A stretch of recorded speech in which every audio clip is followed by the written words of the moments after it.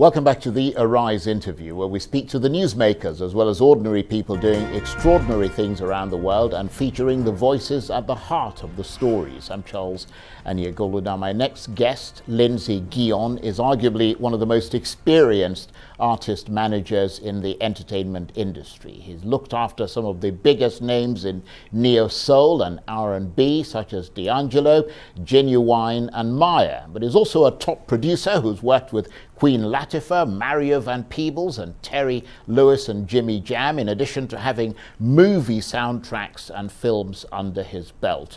We'll speak to Lindsay Guion, founder, CEO, and global chairman of Guion Partners in a moment. He'll be joining us from Washington. But first, here's a video clip of one of his upcoming artists, Barachi, in performance.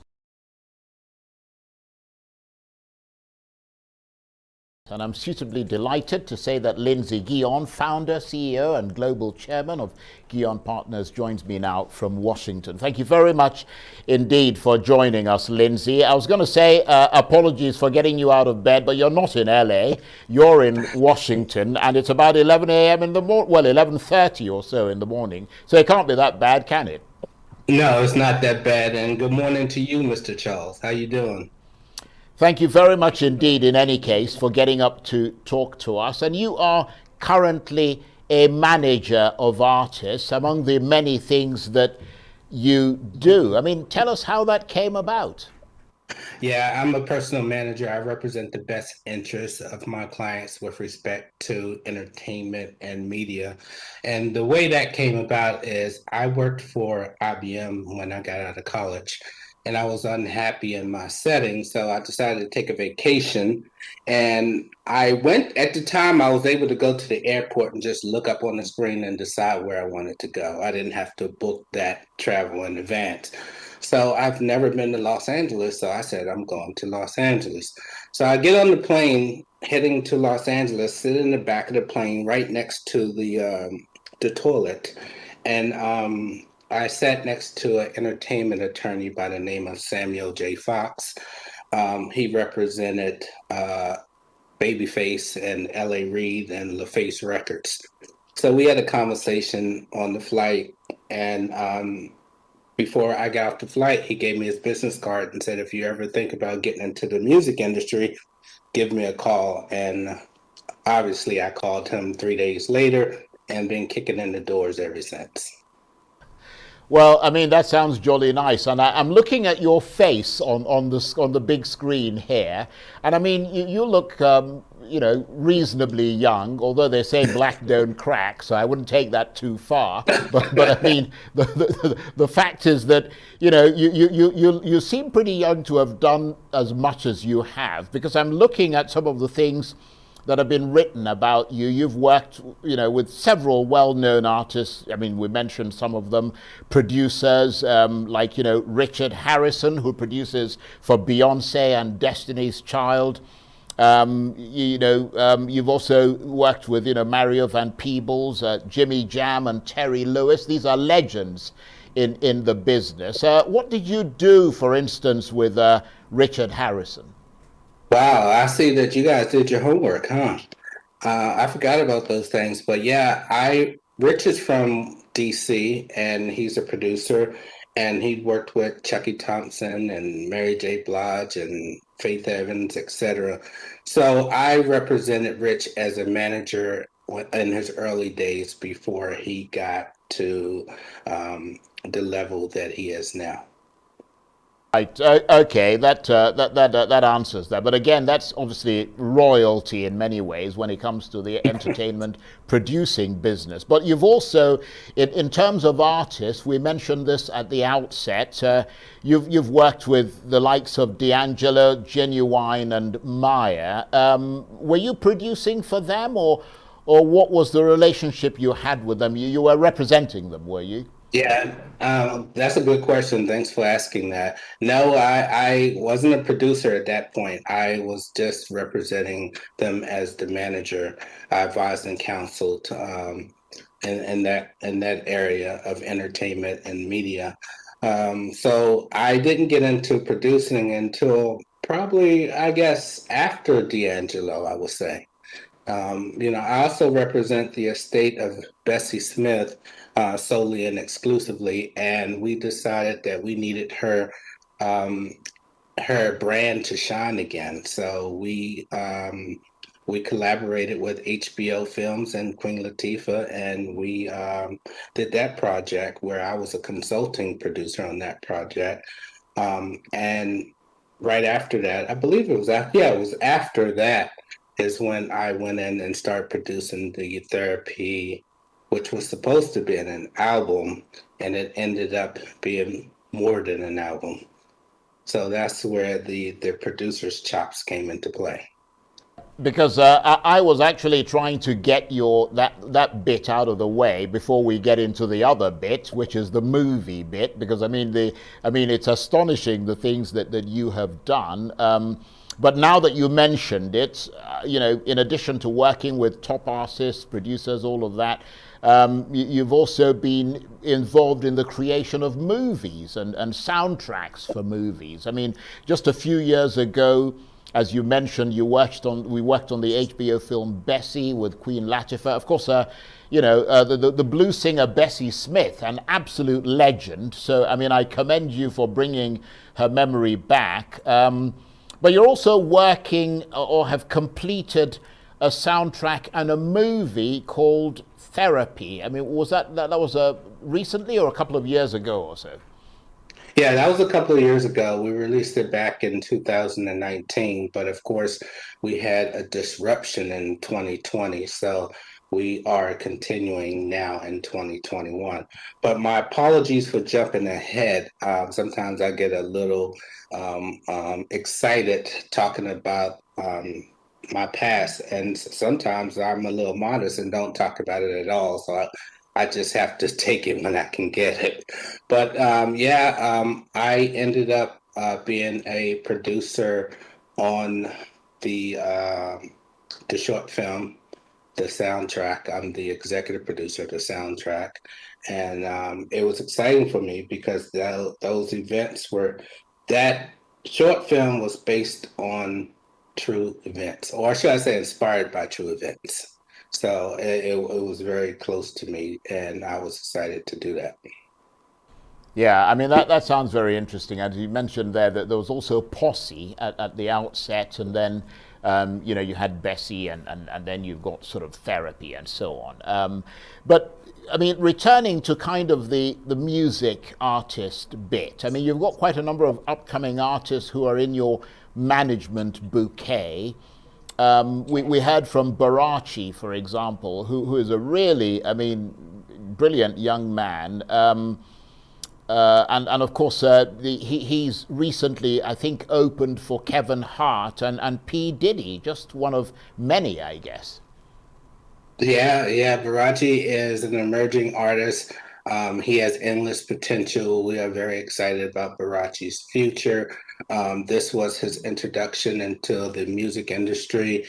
Um, yeah, not only the music industry, but also in the film industry. And the project is doing very well, and it's doing exactly what we needed it to do and wanted it to do. And we're able to tell the story.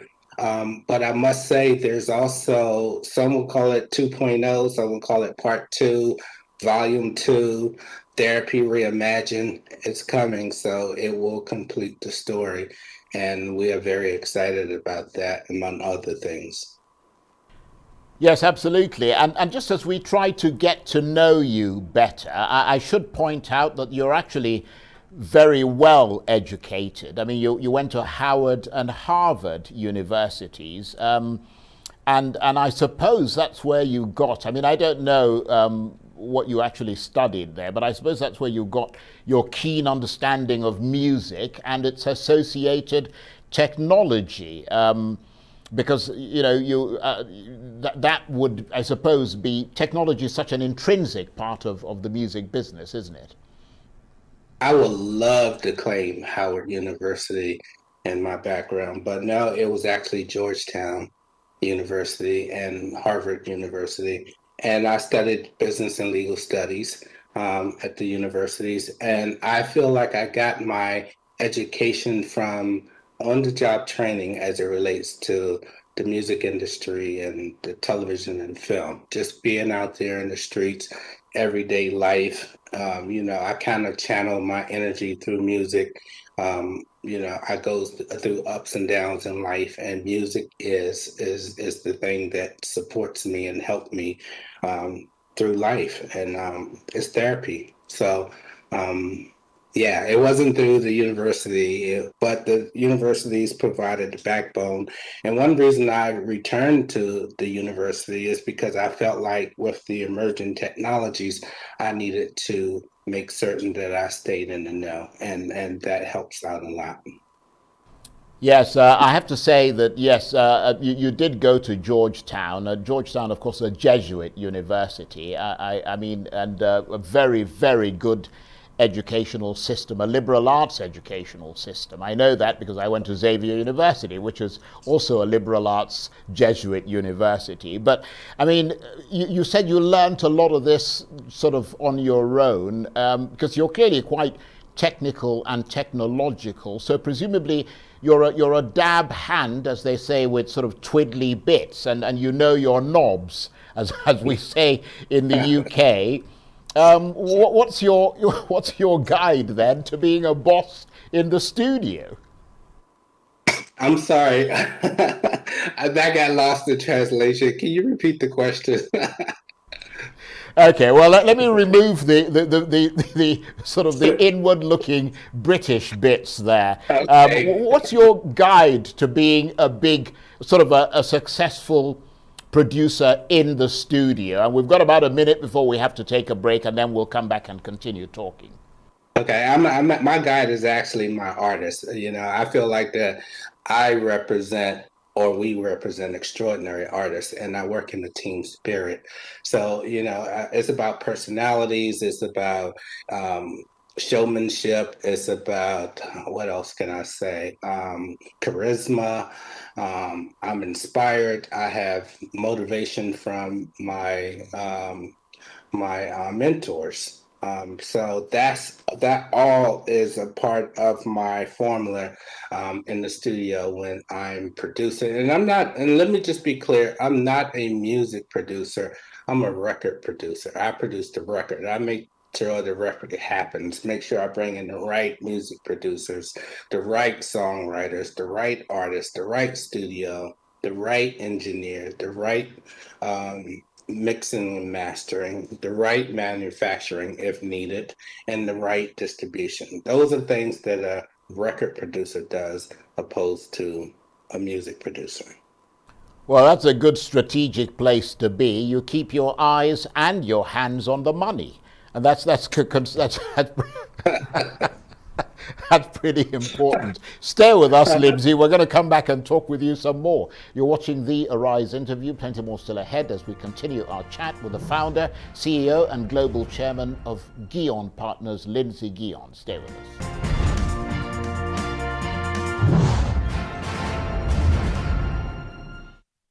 Welcome back to the Arise interview. I'm Charles Aniagolu. Now, with well over 20 years of experience in the music industry, my guest, Lindsay Guion, founder, CEO, and global chairman of Guion Partners, is joining us there from Washington. The company works hand in hand with high-profile clients from the sports as well as entertainment industries. Mr. Guion has worked with several well-known artists and producers over the span of his professional career, including, as we mentioned earlier, Richard Harrison, producer for Beyonce and Destiny's Child, and artists like D'Angelo, Guion, and Maya, among others. In addition, Lindsay has also participated in the creation of movies and soundtracks. His first project was a film named Posse in 1993 with artists like the Neville Brothers. His second film was the HBO movie Bessie in 2015 with Queen Latifah as the legendary blues singer Bessie Smith. And of course, he's done a whole lot more. And Lindsay Guion is still with me from Washington. Thank you very much indeed for staying with us. Just tell us a bit about what you're working on right now. Well, as I mentioned before, we're working on Therapy Reimagined. I can't talk much about it, but I will say that that is in the works right now. We also are working on the therapy collection, which is a merchandise deal we have, and we're collaborating with Sony on that merchandise collection. And we are also working on therapy skin, which is a skincare line, as well. So we're very excited about this whole therapy movement, and we're probably going to be working on this therapy project, maybe until 2022. We also are on the film festival circuit. We continue in that space. And we have emerging artists that we're working with, like CJ Hilton. I don't know if you guys remember the R&B star CJ Hilton. He was also signed to Sony. He worked with Stevie Wonder and Raphael Sadiq. He had a Grammy nomination. Well, we're working on his debut album, and it's been released through my collaboration or our collaboration with Sony Music. We're working with a new emerging artist by the name of Macy. Um, and yeah, I guess that's enough for right now. Well, I mean, it sounds busy enough, if you ask me. I wonder, though, we get sort of from time to time text messages from people who are watching the program live, and somebody was wondering if your focus is mostly on sort of neo soul, R&B artists, that sort of thing, or do you go further afield? If, for instance, whether you've encountered the music genre that's very popular in Nigeria and Africa called Afrobeats, because people like Beyonce and Janet Jackson and other American artists have incorporated that into their music. Wow, that sounds very interesting. Thank you for that question. No, neo soul and R&B is not just my focus. I'm interested in music as a whole. I represented an act in the '90s by the name of LaBouche. I also represented CC Peniston. I don't consider those neo soul artists, nor do I consider them solely R&B artists. They may be more popular music artists. But I will say that I'm very interested in this Afro beats. So I need to start doing my research and investigation. Afrobeats is hugely popular. I don't know how popular it is in America, but it's enormously popular in Europe, particularly in the UK. I mean, Nigerian artists like Wizkid and so on, who are the purveyors of that type of music. I mean, they sell out enormous theatres in the UK. But anyway, that's neither here nor there. I was going to ask you.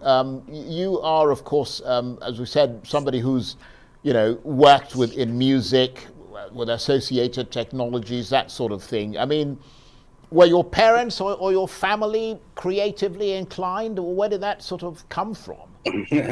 No, my family wasn't creatively inclined. It kind of comes from me being in college and working as an intern at a radio station, and I got inspired to be in the music industry from that. I actually worked as an intern prior to getting on that flight to head into Los Angeles. So it was kind of a combination of things. And just working with friends back in the day that were in the studio and didn't have adequate representation, it was another inspiration for me to be in the industry. Yeah, well, that would make sense. Given the fact that you've managed quite a lot of people, I mean, I don't know how long, well, you've got about 20 years of experience. How would you say that artist management has evolved over those 2 decades? Has it changed in that time? It's another excellent question. Thank you for asking that. Management has really changed. I mean, we feel like now that since we actually guide the careers of our clients and take their career to the next level, we also are working hand in hand with the record label. I mean, some of these artists don't have a record label to call home, and they're doing everything into entrepreneurial spirit. And because for that reason, they need a manager to help guide them through that, guide them through the the marketing, guide them through the radio promotion, guide them through the distribution, and to create a brand for themselves. And that's what we're here to do, take that career to the next level. Moreover, we are also in position to help create that professional team for the artist, help pick the right attorney for the artist, the correct business manager for the artist, the right agency that goes out there and procure employment for the artist. We are the CEO. We're the ones that guide the career and take the artist's career to the next level. So it's a little bit more, I believe, now than we were doing 10, 15, 20, even 20 years ago. Yeah, I'm just wondering, I mean, thank you for sort of putting that in perspective, whether, I mean, given that you've been around so many artists, you've helped many of them become successful, you've brought together music producers, music engineers, all that sort of thing. You know everything, basically, about the business. I mean, have you thought of producing your own music, or perhaps I heard you somewhere saying that the most you would do would be to sing in the shower. I mean, is that about it then? That's about it, and I struggle doing that. So I don't think there's a Lindsay Guion album in production or in the future. But I think I'm better suited for behind the camera, behind the music. I'm even struggling doing this interview because I don't like being in front of the camera, but hey, I'm getting used to it. Well, I've got to say we appreciate the time, and it's been absolutely lovely talking with you. We're not quite done. We've got a couple more minutes or so before we have to go. Given that you've done all this, as we mentioned, in the business, what are some of the trophies that you might, I know you've won awards, but what are some of the trophies that you're hoping for or anticipating? Maybe a Grammy nomination or two, or an Oscar, Emmy, for some of your many accomplishments? Well, since we're having an honest conversation, I think I'm looking forward to an Oscar buzz in the short film category. I'm looking forward to a Grammy buzz in some area. Not sure which areas yet, but yeah, I'm reaching for the I'm reaching, and if I land, well, let me just say this, I feel blessed in any event. So I felt like that we won so many awards and accolades that I don't know what else to say at this point. Yeah, well, I totally understand, because of course there are different levels of achievement, lots of awards and so on. I mean, it doesn't, those are sort of the ultimate accolades, but then let's face it, it took Steven Spielberg a long time after achieving enormous commercial success before he got an Oscar. But I want to say, Lindsay, it's been an absolute delight talking with you, and I wish you all the very best. And when Therapy comes out, do come back and talk to us again. Lindsay Guion there talking to me from Washington. That's it for this edition of the Arise interview. Join us again tomorrow from me and the entire team here in Abuja, Lagos and Washington. Bye-bye, and thank you for watching.